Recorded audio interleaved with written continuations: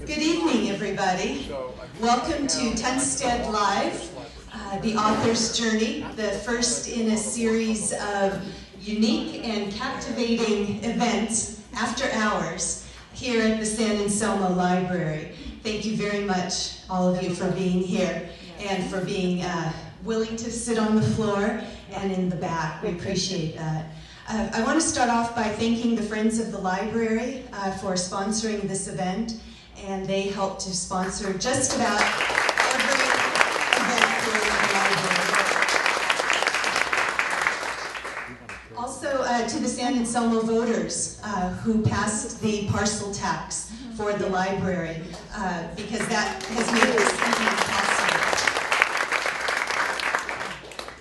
And I'd like to thank the Nicasio Valley Cheese Company and Pey-Marin Vineyards, who donated all of that wonderful wine and cheese for our reception. Very generous and very kind, so we thank them. And delicious, and finally, I'd like to thank the staff who have been so supportive of this event and working so hard, and especially Renee Hayes, our supervising librarian, who's been shepherding this event since the summer. So thank you all. I'm Linda Kenton, and I'm the town librarian, and we're just going to have a lovely conversation this evening with these three wonderful authors. There are index cards in the back, and if you need any to write a question for the authors, we can pass those out. We will be in conversation for about half hour, 45 minutes, and then we'll have a question and answer session. And then after that, there will be a book signing. The last thing is I would ask for everybody to silence their cell phones.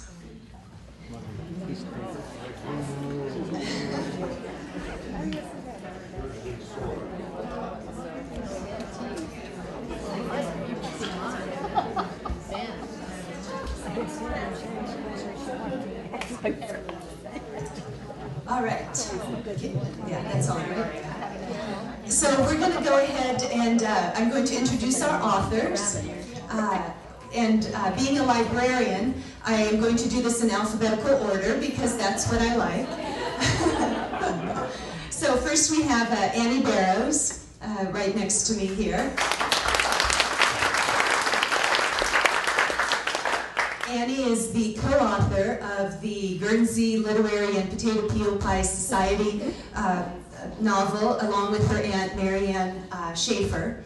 And Annie is also the author of the very wildly popular Ivy and Bean chapter books for children.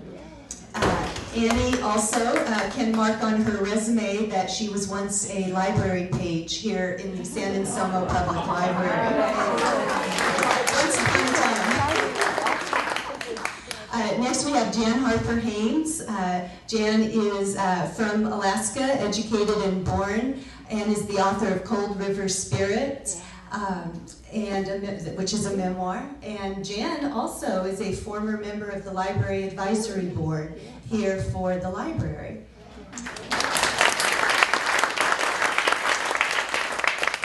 And in the middle is Jacqueline Winspear, who is the author of books that we affectionately call the Maisie Dobbs books, that are very popular and that we enjoy very much. And I would like to let her know that if she would like to be a library page or perhaps a member of the Library Advisory Board, that we would be more than happy to have her. The pay is good for the library page. So we'll go ahead and get started. The first question is for the three of you, and it is, if you would tell us a little bit about yourself and how writing has come to you.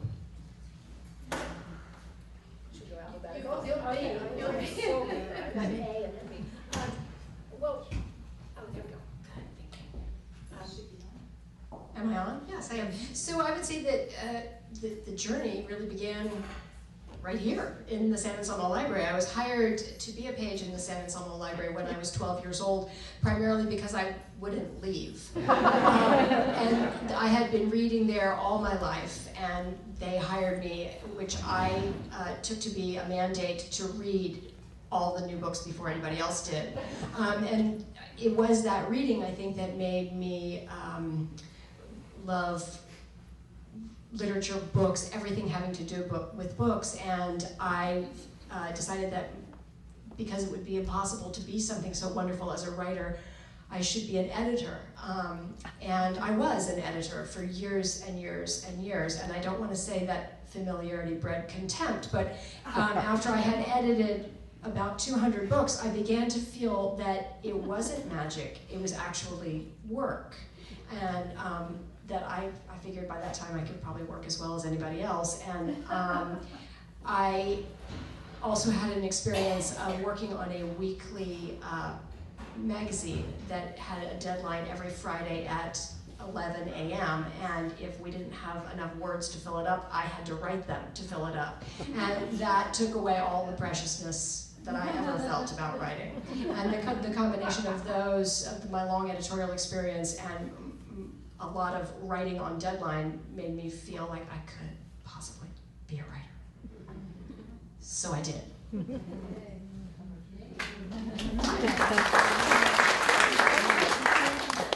I think there are actually quite a few steps on the way to becoming a writer, and you know, as Annie just said, it goes back to childhood, and certainly for me it was the local library and that love of books, but it was more than just, and let me tell you, in the town that was 2 miles away from where I was raised, very rural area, the library was not even as big as this room. It was sort of from, say, the middle to where the exit sign is. That was the library.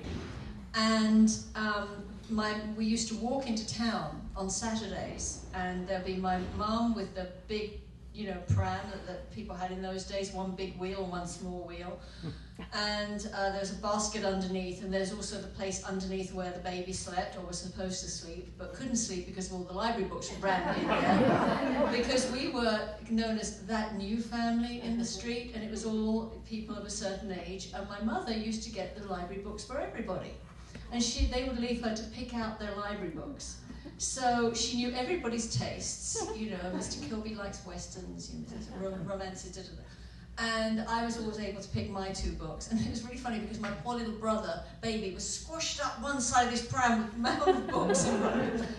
And anyway, I just loved this library, and that was where I fell in love with books and the written word. And I always looked for the new books that no one else had read before. I wanted to get my stamp, had to be the first one in there, and I had my first library card when I was 2. And, you know, you've got to get in early, haven't you? But I think it was there, and that was, you know, with the books and having that notion that you could create stories by stringing words together, that you could create images, you could create other places to go just by putting words together. And there are quite a few other stories that I could tell about how I then, you know, brought that love of books and my own engagement with the writing process. But it took me till my late 30s when I finally decided, you know what, I don't want to, you know, retreat from this mortal coil without at least giving it a bash to see if I can write and for publication. And so I set out to do that. But it took me a long time, and with some few ups and downs along the way. But it all started with a library.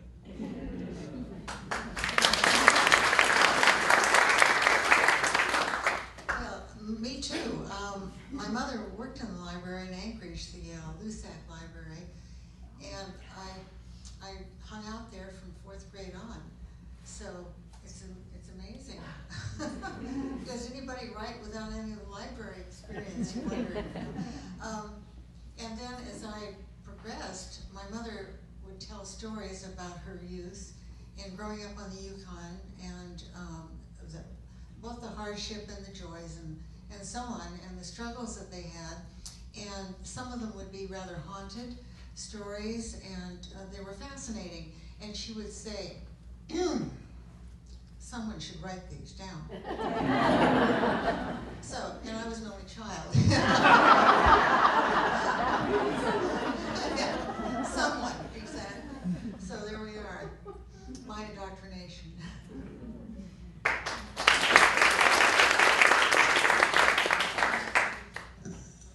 All right. So part of the title of this program is the trials, travails, and triumphs of being an author. So can you each tell us about one of those in your own personal experience of being an author? Well, let's talk about trials and travails and tribulations, okay?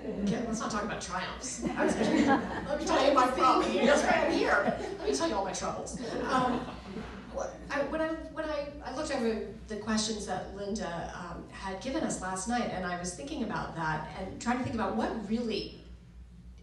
is the most difficult thing for me. And I think ultimately the most difficult thing, and I really can hardly wait to hear your all's responses to this, is that you really are all alone. You really don't have anyone who can help you write your book. There's nobody that you can trust to say, oh, should I kill this guy?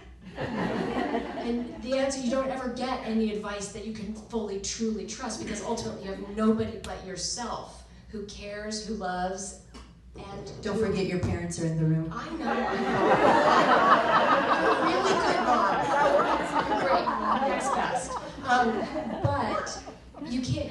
It's just you and the page all the time. It's just you and the page, and no matter what you do, that's what you go back to. That is a tribulation. Right.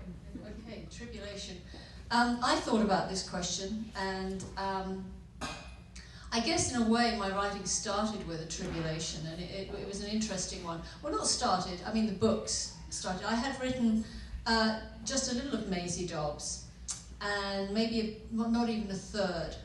And let's just say I changed jobs, and because there's a whole story, I don't want to keep you up all night with this whole story, but I decided that I needed to get a different job, because the job that I had for a few years was a job I specifically chose because I wanted to write.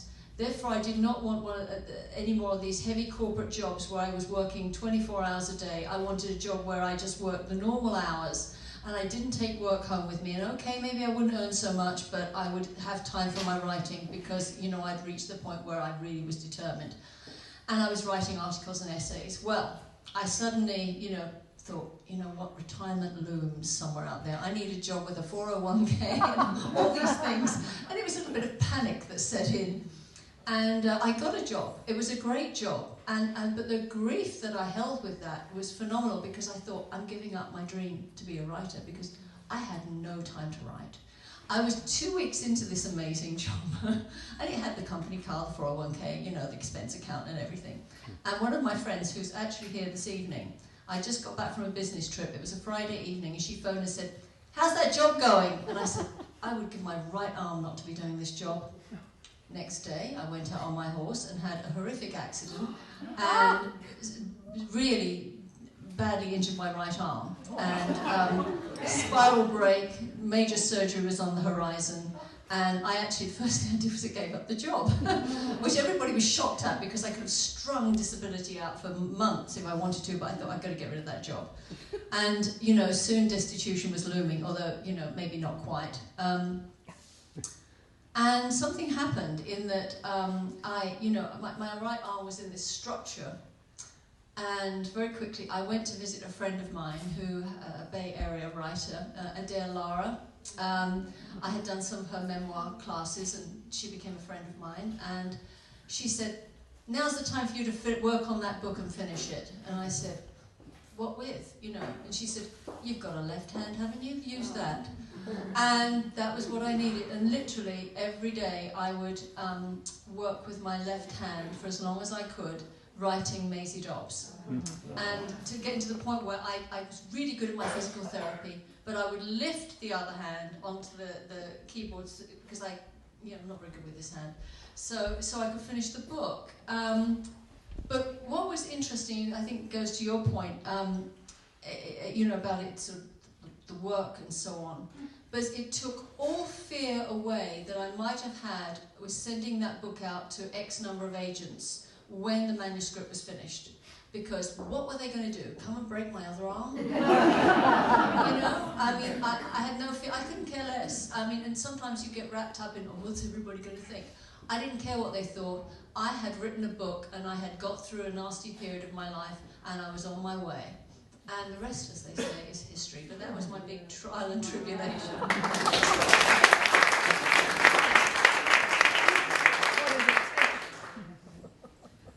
I had a slightly different experience.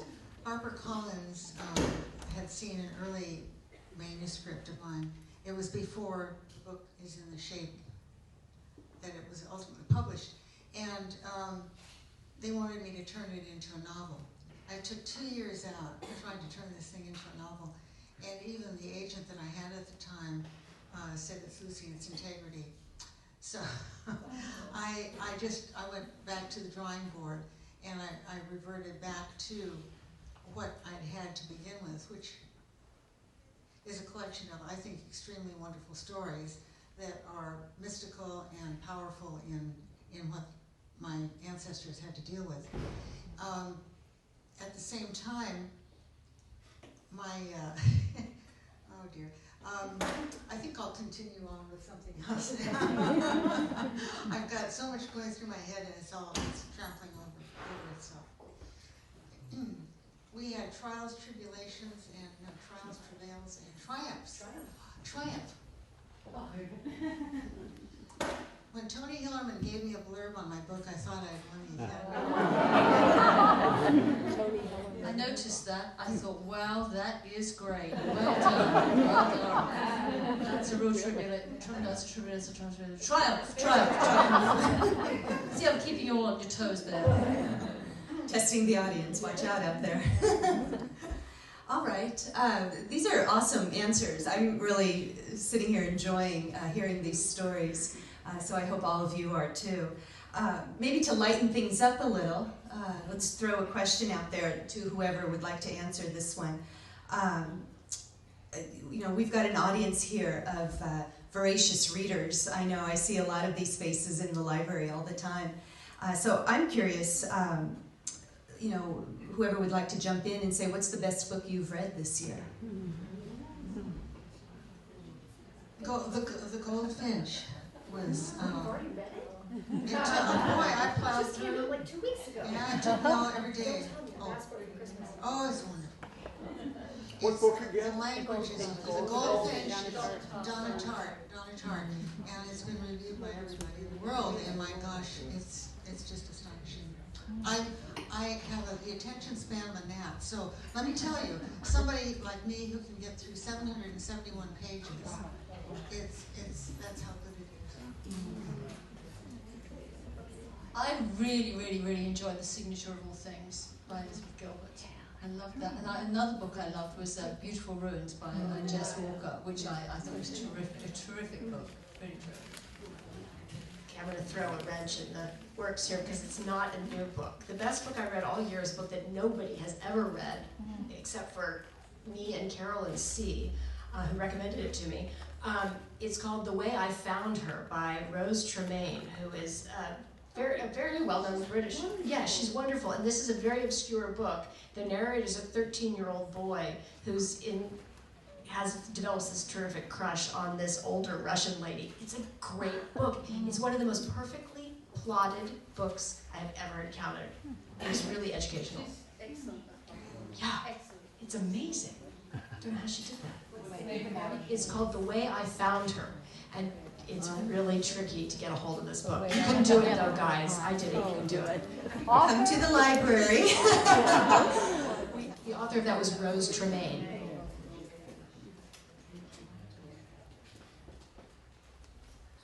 All right. I have to confess that some of these questions I have borrowed There's a wonderful feature in the New York Times book review for those of you who read it. I read it every week, and they interview an author every week, and some of these questions are from that page in the New York Times book review. So I highly recommend it. It's always really insightful into somebody who's a really quality author. So with that said, from one of those, what book is on your nightstand right now? About 24 books. Me too. Well, I'm reading several books. One that I picked up just recently is called I think it's called The Season of the Witch. And David Talbot, is that it? He's the founder of Salon.com, and it's about San Francisco in the basically the 60s, and 70s, right to the 80s. And it's really great. It's very interesting. And another one is the latest one by Julian Barnes. And I also picked up Bellman and Black by Diane Setterfield, who wrote The 13th Tale, which I thought was a terrific book. But that's just, I seriously do have about two dozen books sitting on my nightstand. Also, a biography of Patrick Leigh Fermor, who was a great adventurer and travel writer, really amazing guy, who was also military intelligence in Crete during the Second World War, and a terrific sort of raconteur and essayist. So that actually makes me wonder, do you find yourselves reading fiction as well as nonfiction? Is it pretty even, or are you mostly a fiction person? Personally, I love nonfiction. I was having a conversation over at the reception with somebody about the joys of nonfiction.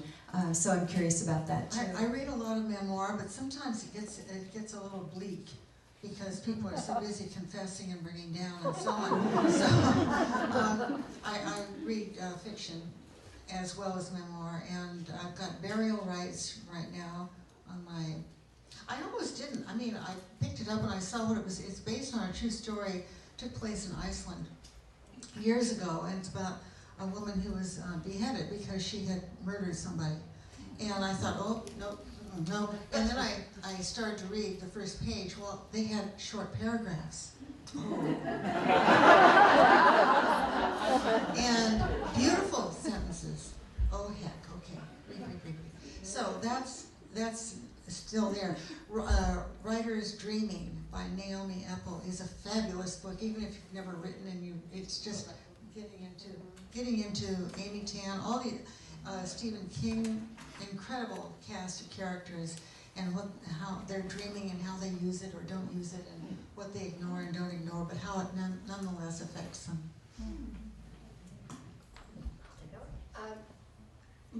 My nightstand is a very complicated place. There's about 5 books that have been there for a decade. And partly it's because I think I'm going to read them, like the first volume of Samuel Pepys' diary. That's going to happen one day.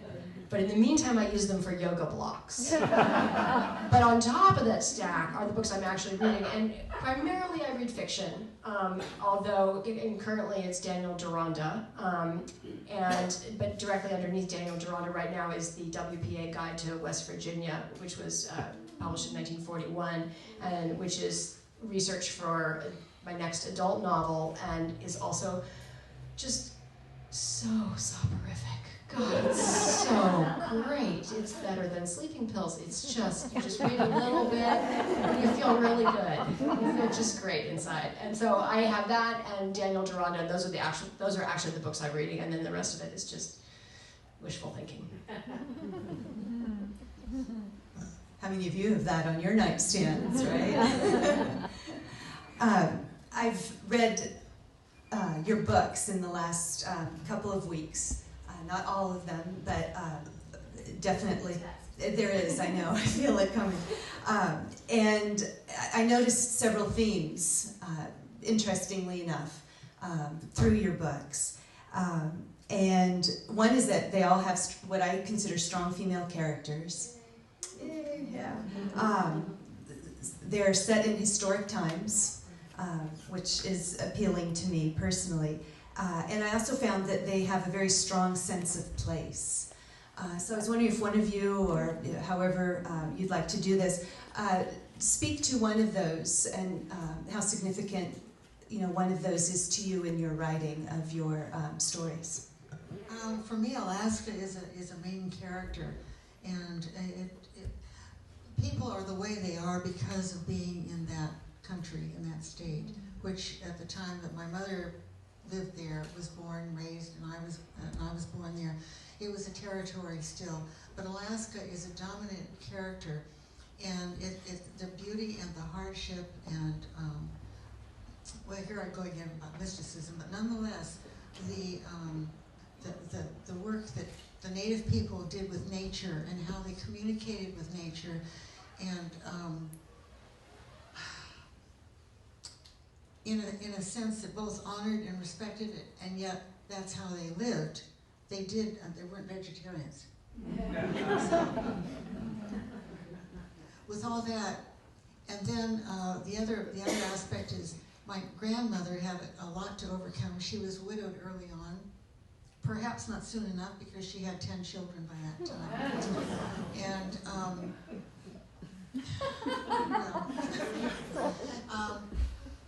she had to hold several jobs. The four oldest children were sent to Shamawa Indian School in Oregon. And for 10 years, they did not see their parents or the rest of the family. So when they returned during the Great Depression, and that school closed there for a short time, the children who were at home, who were these people? Where did all these people come from? Why don't they go home? Upriver Indians, they go home. Downriver Indians, they go home. But these people are staying here. So there was just so much, and it was a little bitty house. I mean, the whole house was much smaller than this room. You have all these people in it. So there's that. And then my mother was the first native to graduate from the University of Alaska. And that was in 1935.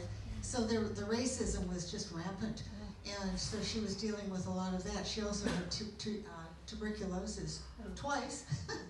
So I'm reading all these stories, you see, and this is why she wanted much of it told. And of course, there's that powerful thing coming through.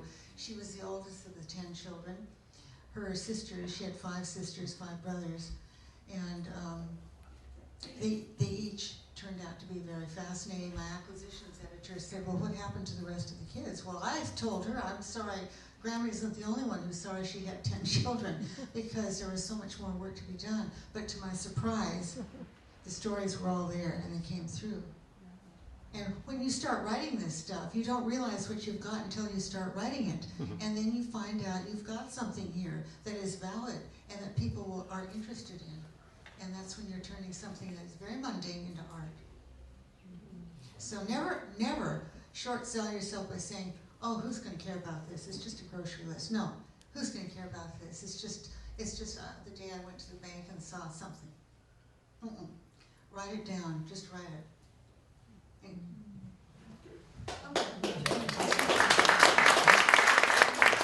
I'll just say a few words on time and place, because I think time and place with your writing, whatever you're writing, memoir, an essay, fiction, any sort of non-fiction, I think time and place, I mean, they are characters, and they can go to the very soul of a person, to the very soul of the reader. And if you want to bring your reader with you, then you pay attention to time and place. Because if you think about a particular time, you've got different smells, you've got different sounds, or not sounds, as the case may be. You've got a different sense in the air. And it's the same with anything to do with place. And it is where we belong or don't belong. And when you think of what, as a writer, you can get out of place, and as a reader, how you can be drawn into place in your reading, it's really, I think that is when you're truly writing from the heart, is when you're writing into place. And for example, if you look historically, I can remember my dad talking about foghorns on the Thames. And he said, of course, you could hear so much more in the 1930s. He said because there weren't as many sounds around. And in fact, the whole business of sound is crucial, I think, when you're speaking about the past. And there were different sounds at different times. For example, horses can actually make a lot of noise on the street. But, if you think of the sounds that you hear every day, you go just to the bank to get money, and it's beep, beep, beep, ching, ching, ching, and drawing that in and thinking that it wasn't like that years ago. And I think the other question we ask ourselves as writers is, how would I feel if? And you're doing that in lots of ways, not only with an emotion, but also how would you feel if you were in a certain place faced with a certain situation? I'm going to give one little example. In the Great War, and I've written a lot about the Great War, many of the incidents of shell shock was actually percussion injuries. And percussion, the men didn't even have to make it to the front line before the sound of the battle was almost too much for them and overwhelming to people that came from places perhaps where sound was a different thing. But I've been to the battlefields of the Somme and Ypres several times, and putting myself in a certain situation, being there at a time of year perhaps when it was pouring with rain, freezing cold, and then I think, how would I feel if? And trying to imagine how that would have been years ago. Imagine what that is like, not that discomfort. What does that feel like? What does it feel like when you're drenched right through? When you're drenched right through in your feet? What do these things feel like? It's all part of place, and from that comes character. It's all sort of woven together, and for me, time and place are two things that are really, really important. Thank you. I think that in some ways, what you're talking about is the essential pleasure of writing, of leaving yourself behind and entering truthfully into the not I.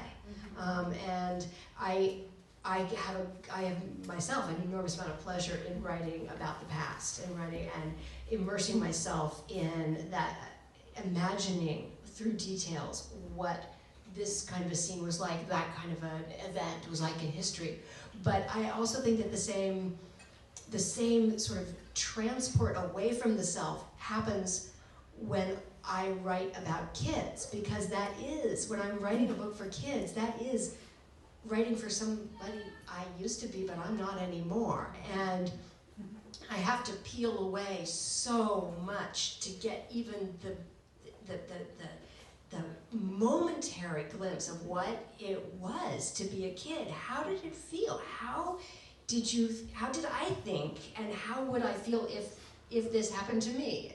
If I was in this situation, what would I do? It's exactly the same as writing about the past, except because this is all of our past, but it's a lost world. And the pleasure of finding and regaining, even for just a tiny second, a lost world is enormous. This is why I could never stop writing, because this is so great. It really is.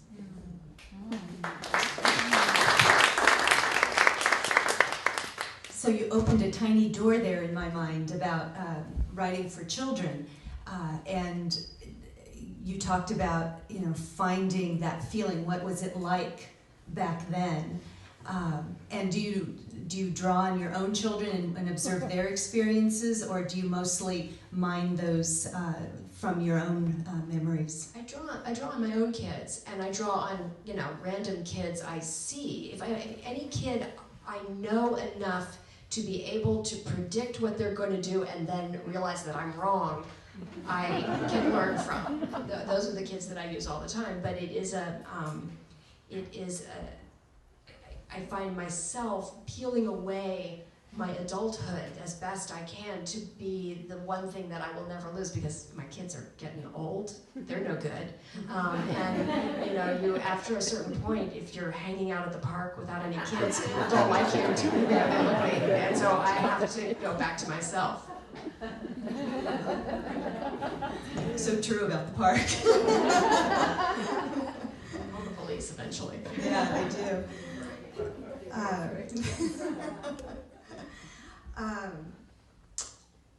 I'm intrigued by this question, which is, what books might we be really surprised to find on your personal bookshelves?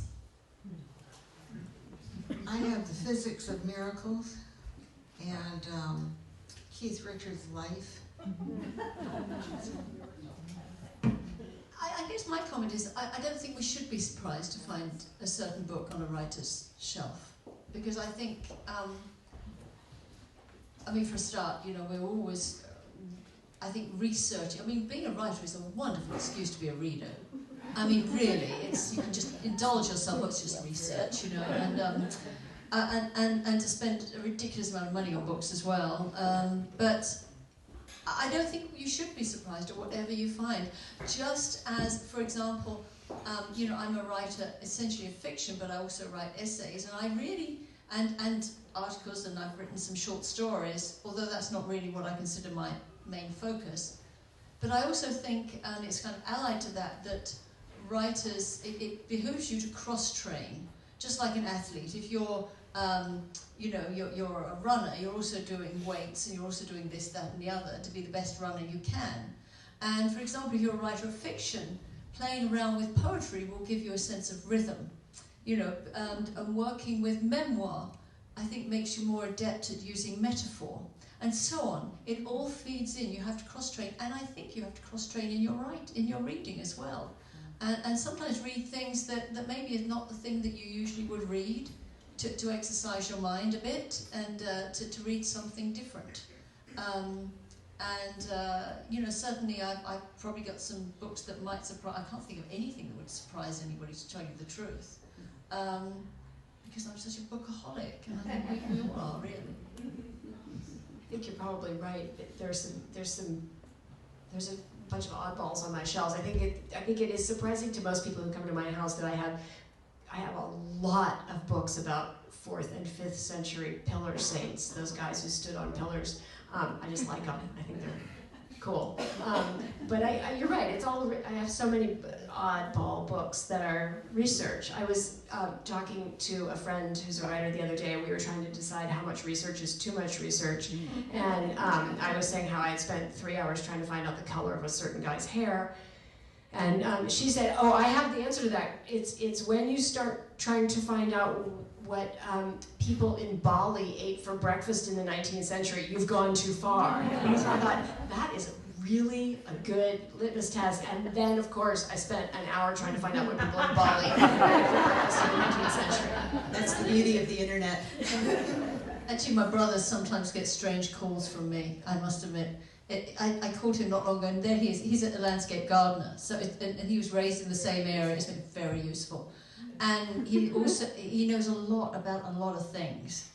And I phoned him, and I said, you know, John, I said, what do bees do when they hibernate? I said, I needed to know what bees do when they hibernate. And I realised I didn't really know. And he said, oh, I suppose you think that bees make honey just so you can have it on your porridge in the mornings, don't you?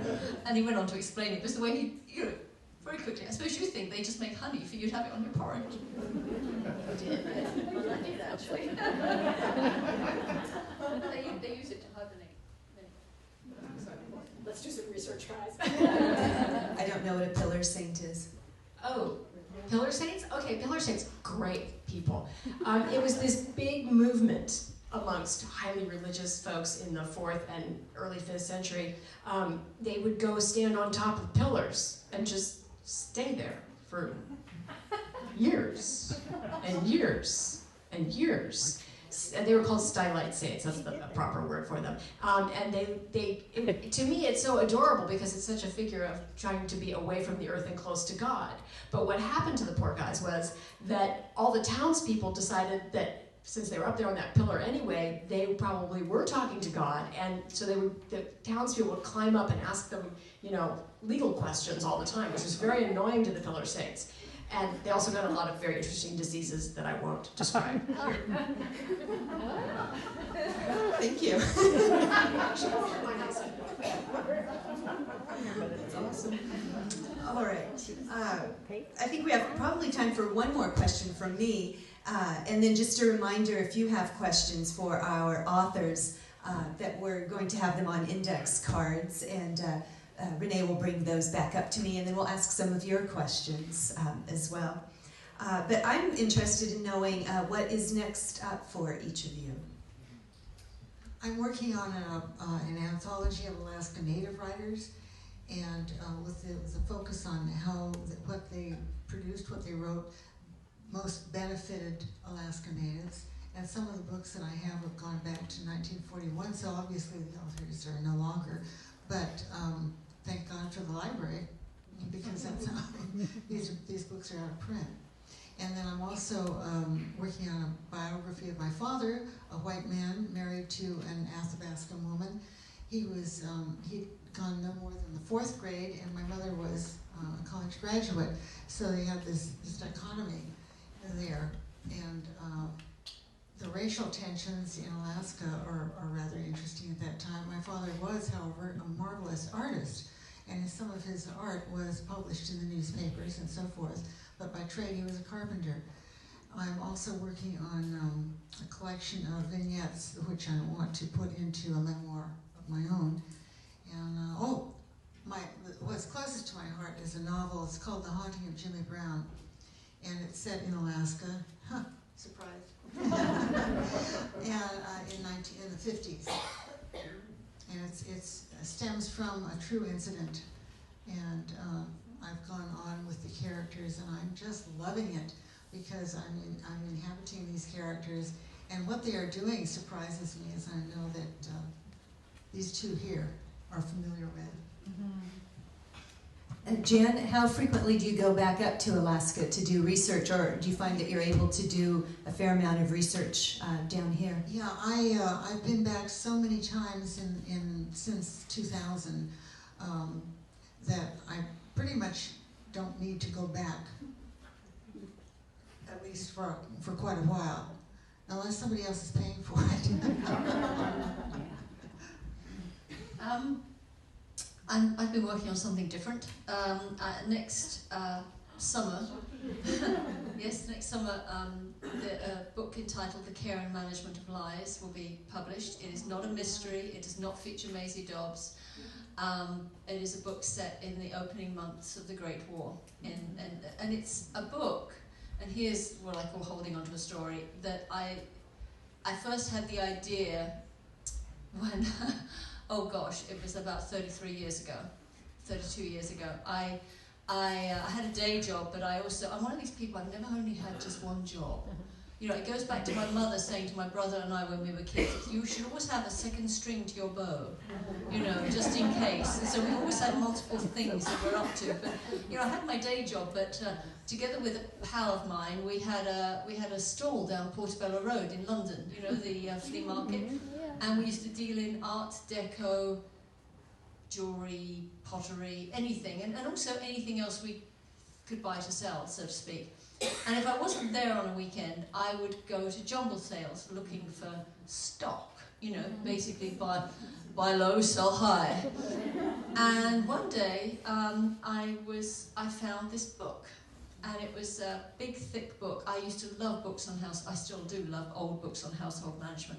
And this was something a bit different. It was all about being a woman, so to speak. But you know, but very much there's the stuff on household management, careers for women, etiquette, managing a home, everything you can imagine in this book, published in 1911. But this particular book, and it was falling to bits, had been given to a young woman on the occasion of her marriage in the summer of 1914. Wow.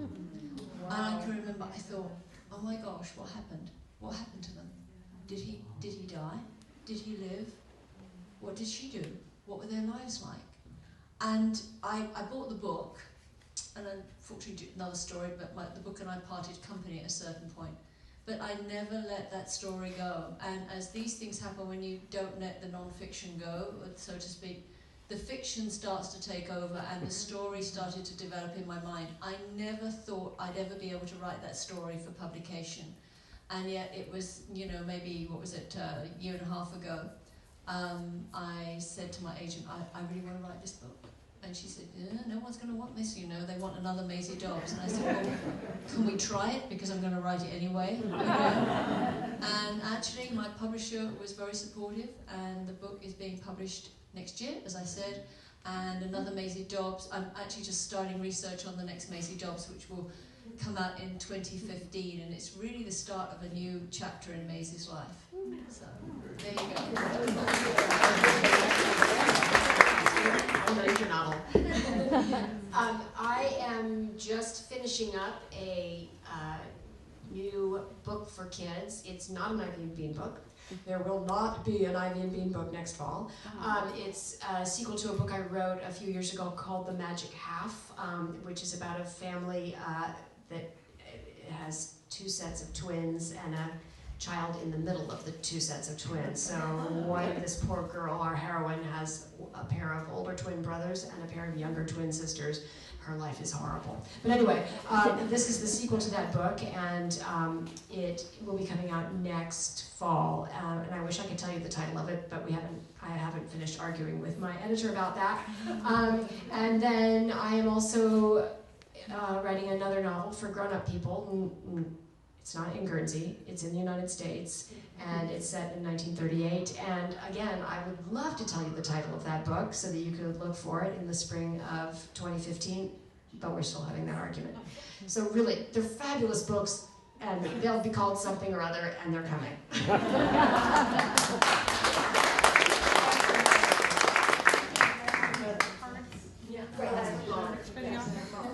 She'll have some suggestions for you. All right, so Renee's bringing up cards with questions. So if you have any questions for our panel of wonderful authors, thank you. We'll go ahead and get started here. There is one for Annie, and it says, what was the reception for Guernsey in England? Yes, that's a great question.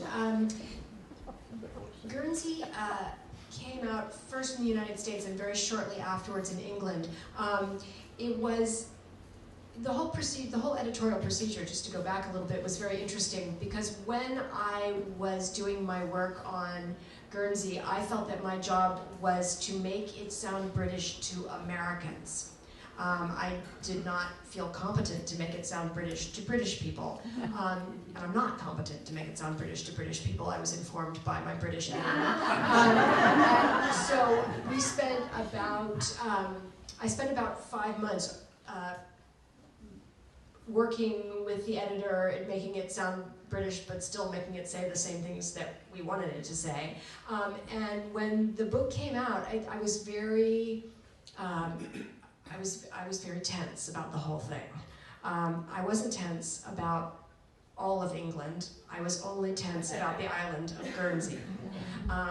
And about 3 weeks before the book was published, I went to Guernsey. And because it was 3 weeks before the book was published, that meant that it was too late for me to do anything about any of the problems in my factual errors that I saw when I got there. And so that was a completely nauseating experience, but it did turn out that most of the things I had made up were right. And when the book came out, I was very, very tense, as I say, about what the response would be on the island. And I have to say that they were so generous and so lovely and for the most part, so supportive of the book, and really, ultimately, so pleased that so many people around the world were suddenly interested in their island. Yeah. They were so, they were really welcoming and really lovely. And a few years after the book was published, I was invited to the first literary festival on the island of Guernsey. I know, I was so touched. And it was such a wonderful experience because it's about as close to royalty as I will ever get. I would walk down the street and people would cluster behind me and go, it's her. So it was a wonderful experience, and I do think that they were pleased, and I think that they were also very generous because I am an outsider for sure, and we did sort of co-opt their history, but they have been very gracious about it. All right, here's a question that can be addressed to all three authors. Please describe the ways in which you plan out your stories. Well, that's a good question.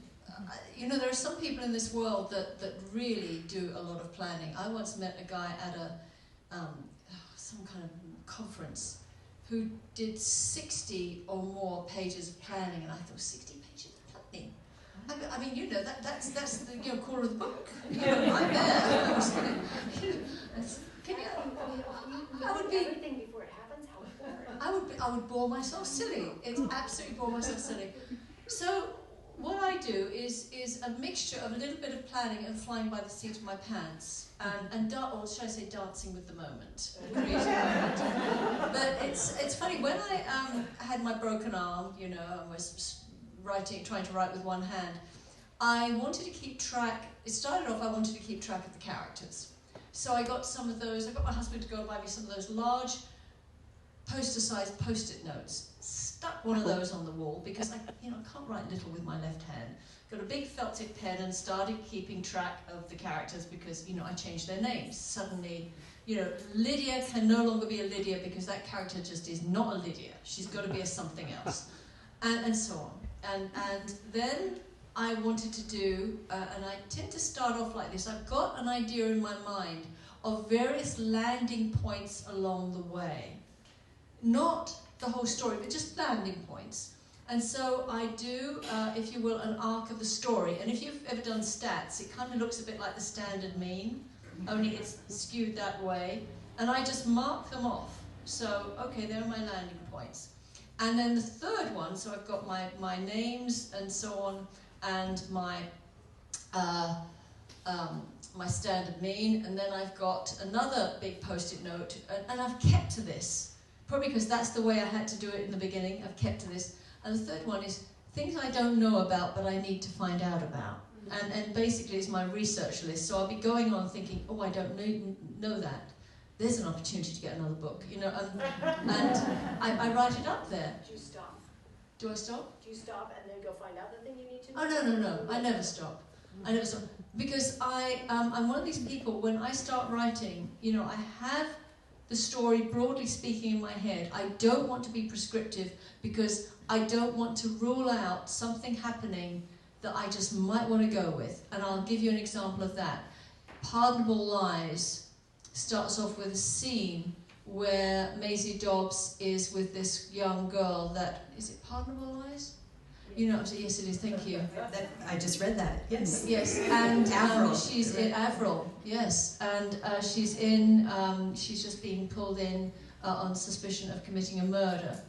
And Maisie has a very intimate moment with her because this poor girl is absolutely, she's covered in grazes and dirt and so on, and she washes her hands and feet.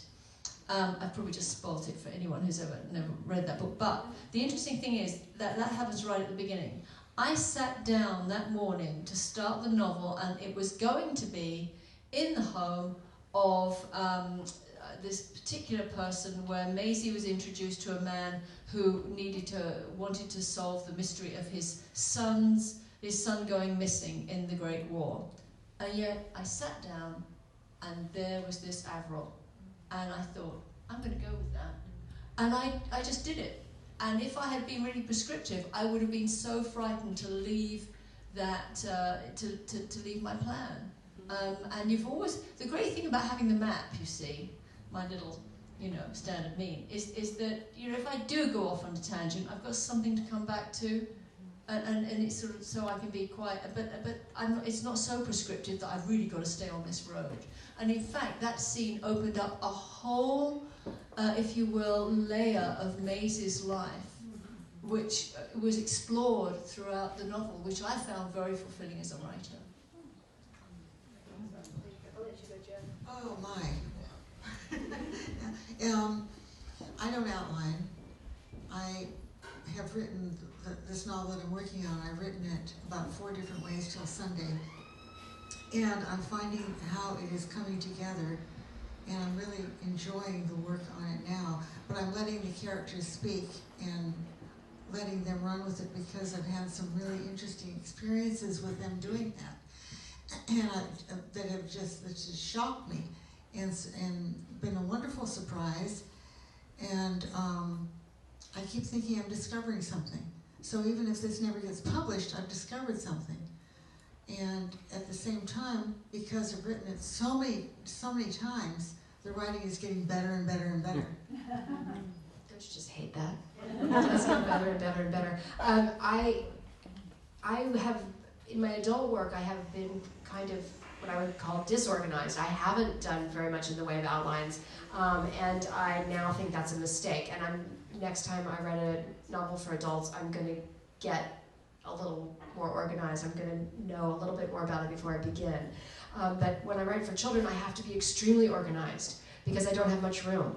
And one of the things that has always seemed very clear to me is that if you don't know where it's going to end, you shouldn't begin it if it's a book for children, because I've only got 8,500 words for the Ivy and Bean books, for instance, and I need to know what the arrow is. But I never know what the first scene is going to be until I sit down to write it, because I would be so bored if I knew everything that was going to happen. I've got to keep it fun. Actually, if I could just say something, I think if you didn't hear that, when Jan says something just now, which I think is really important in a way, about being a writer, and I think shows that the commitment you have to have. She said, she outlined the work that she was doing, and she said, even if it's never published, even if it's never published. And I think that speaks to something really very compelling about the life of being a writer. I know that with the care and management of lives, I told my agent, I really want to write this book. I was absolutely prepared for her to say, well, it's not going to happen, and I was going to have to say, well, everybody's going to have to wait for the next Maisie Jobs because I want to write this book anyway. And I was fully prepared for that. Luckily, the publisher got behind it.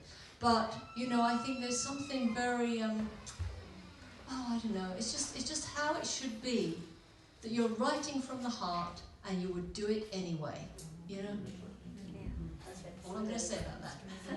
Totally agree. We have some wonderful questions here. I'm not sure we'll have time for all of them, but thank you for writing them out and sending them up. This is a fun one. What are your favorite authors from childhood? This is addressed to all of you. Easy peasy. Laura Ingalls Wilder, yay. Louisa May Alcott, Maud Hart Lovelace, Edward Eager, Louise Fitzhugh, Harriet the Spy. A book called Time at the Top by Edward Ormondroyd. Okay, that's enough out of me.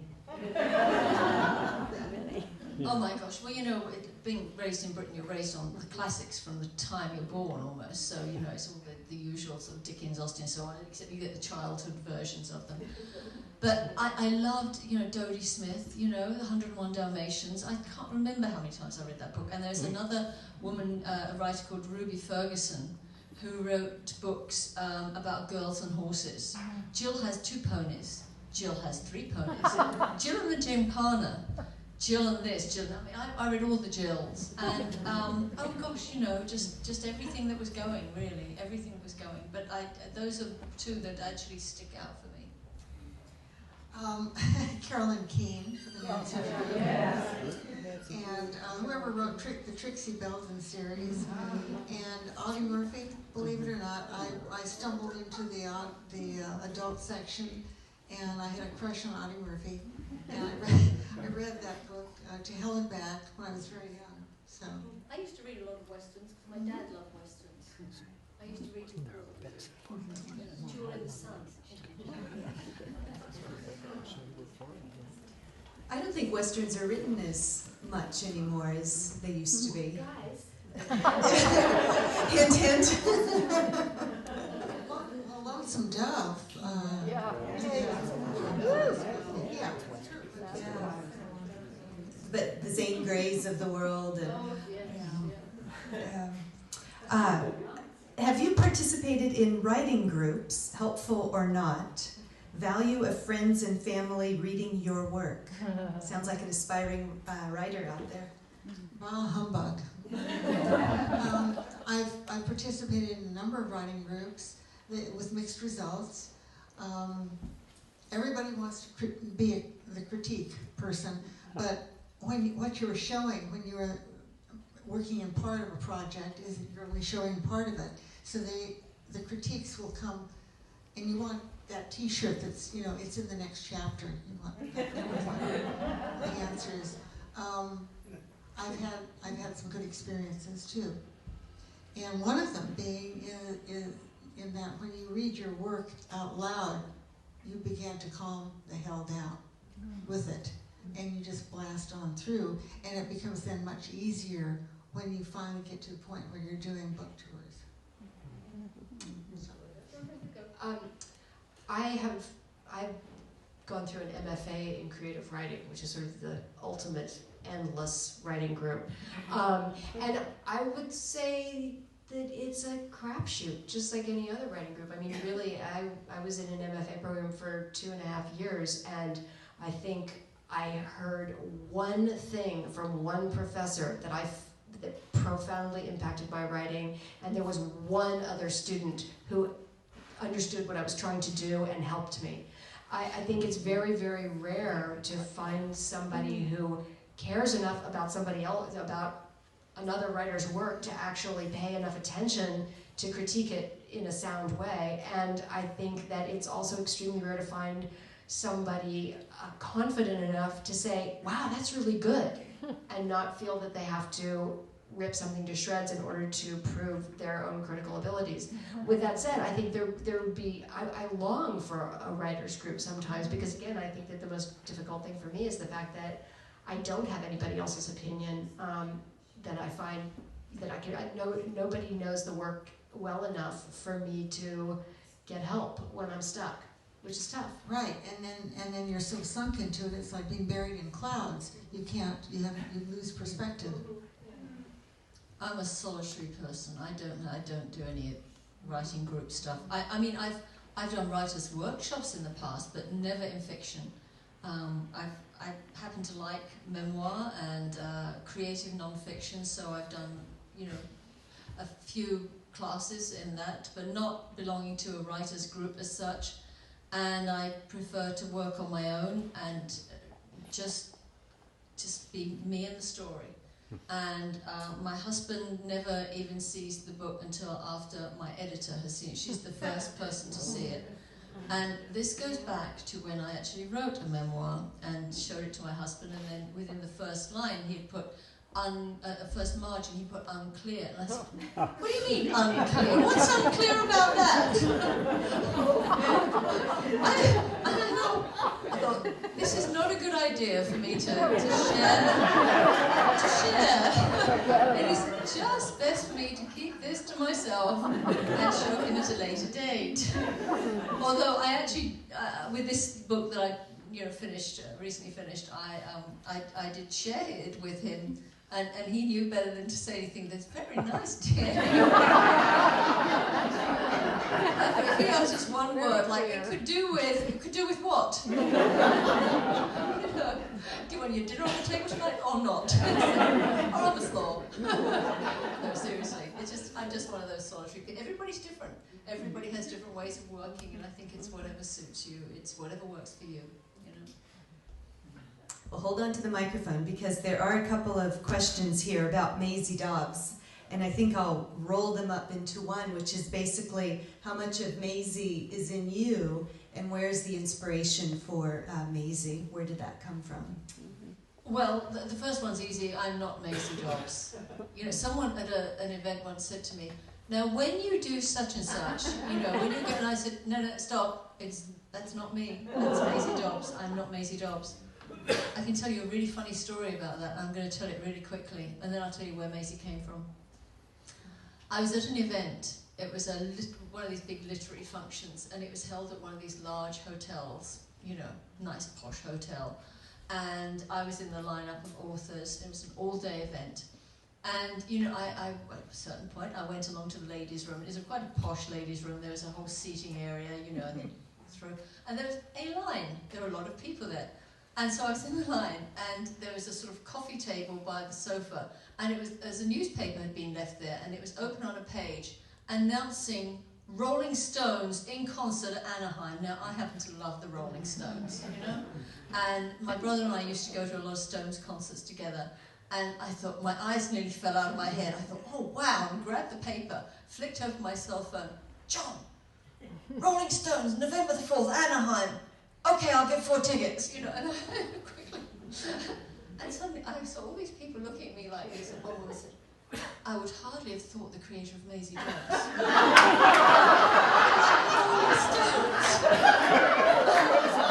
would hardly have thought. And I thought, what do you think I'm going to do? Go rolling around in a little cloche hat?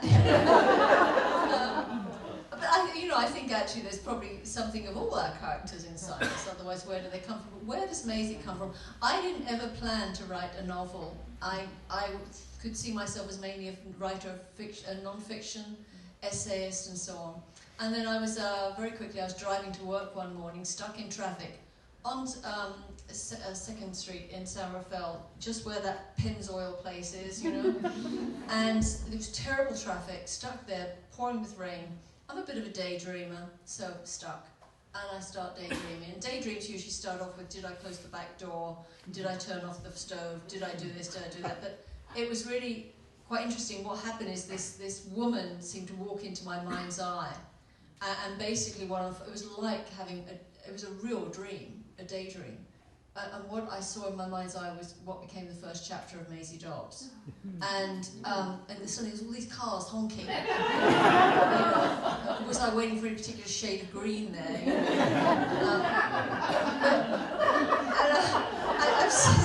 I know, that was me that morning. And I've since referred to that as a moment of artistic grace, because it felt like that, but I don't think those moments happen in a vacuum. I've always been interested in that era. I've always been interested in the history of women in that era.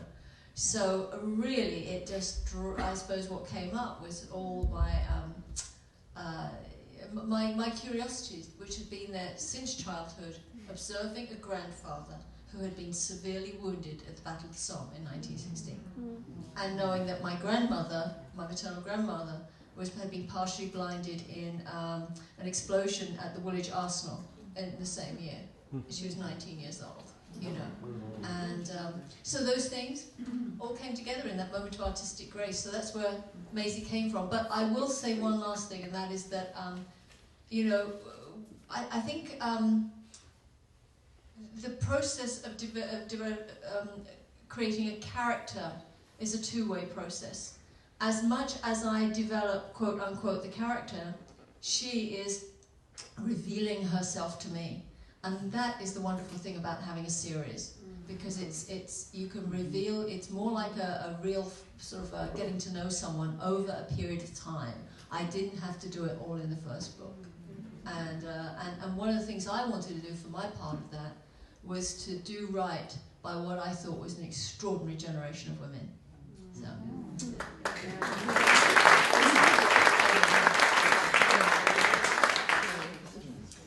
I'm going to close with this. It's addressed to all three authors. You are all very accomplished writers and demonstrate an infectious enthusiasm for your craft, which I wholeheartedly agree. You have brought great enjoyment to your readership as a result. And then the question is, have you ever wanted to write a book that might take you out of your quote-unquote comfort zone to make a profound positive difference in our society, but might jeopardize your readership popularity? That's a heavy one. 50 Shades of... There you go.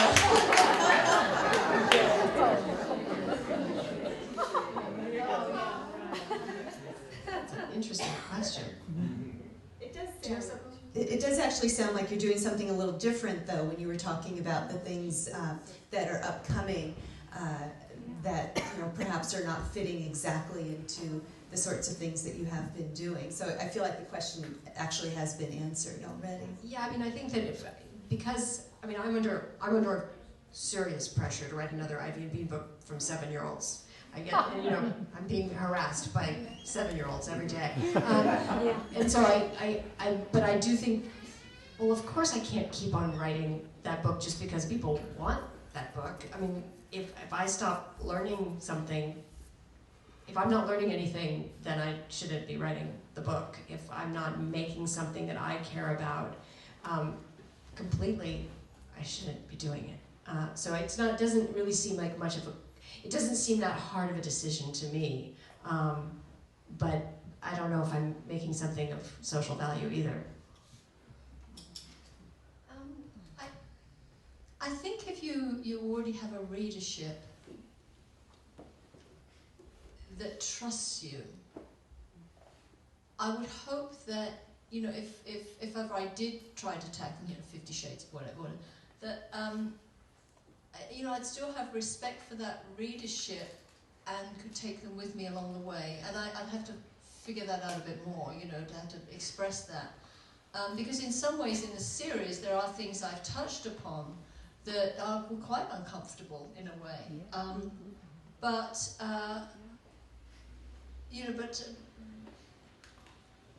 just thinking of various things that, maybe I've wanted to write or might want to write in the future. And I think as long as there is a respect for a broad readership, and that you can, whatever the quote-unquote difficult subject matter is, that you can, I think if you approach it sympathetically, and with compassion, and again, writing from the heart. I always think writing from the heart really comes through, whether you're writing a children's book, a memoir, or whatever. Once I was at a book signing, and a woman came running in and grabbed my book, and she was clearly out the basket, and she looked very much like one of my relatives.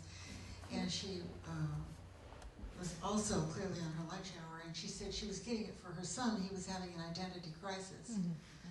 And I liked that so much. It's not something you forget when it sounds like what you have written has some kind of an impact on people. And I've thought often about that, because I didn't whitewash the Native people, but at the same time I didn't tell everything that was the way it was. And sometimes I think about that, and if I do that, and do it also from my own standpoint of how it is for the daughter or son of mixed race people, or just being that age at that time, how much that will reflect on me, and can I carry that? And so these are kinds of touchy things that we deal with a lot in our work, and I try to be as honest as I can, but at the same time I'm still at the point of steering clear of very much. My mother used to say, you don't air your dirty laundry. So, you grow up with that, and at the same time, as a literary person, yeah, you do. No, that's where the interest is. All right. Well, thank you. Something that you said, Jacqueline, about the two-way street idea popped up in my head, where you develop a following, a readership, and they trust you, and you write to them. And I think that the readers would follow as well, and be willing to, see what is this new book that this author, that I love, and I love this character, or the way that this person writes, but they're doing something different. I think readers are willing to experiment and say, well, sure, let's try this, let's see what this is like. So I think it's a two-way street in that sense. Well, I just want to thank you three very, very much. I've very much enjoyed this conversation. Some just wonderful answers, just very enlightening answers, and I hope all of you have enjoyed it.